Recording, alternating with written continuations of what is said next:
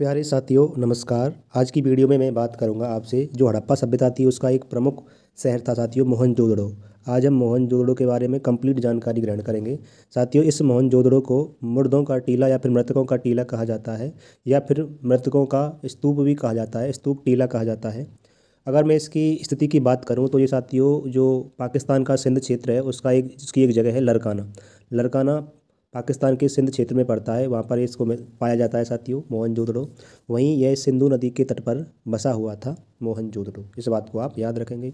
अगर मैं इस स्थल की खोज की बात करूं तो ये जॉन मार्शल के नेतृत्व में राखल दास बनर्जी के द्वारा 1922 में इसकी खोज की जाती है। किसके द्वारा? राखल दास बनर्जी के द्वारा 1922 में इसकी खोज की जाती है, जॉन मार्शल के नेतृत्व में।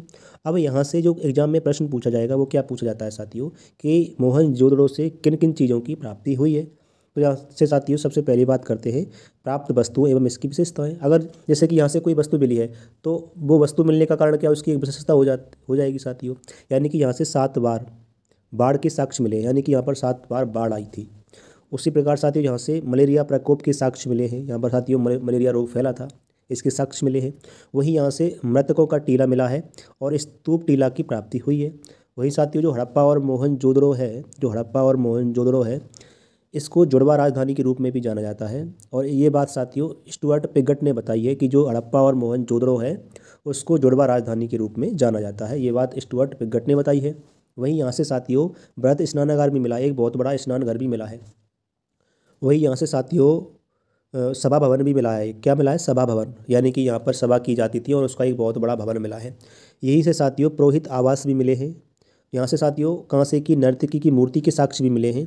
और यहाँ से साथियों सर्वाधिक मोहरों के मिलने के साक्ष्य मिले हैं।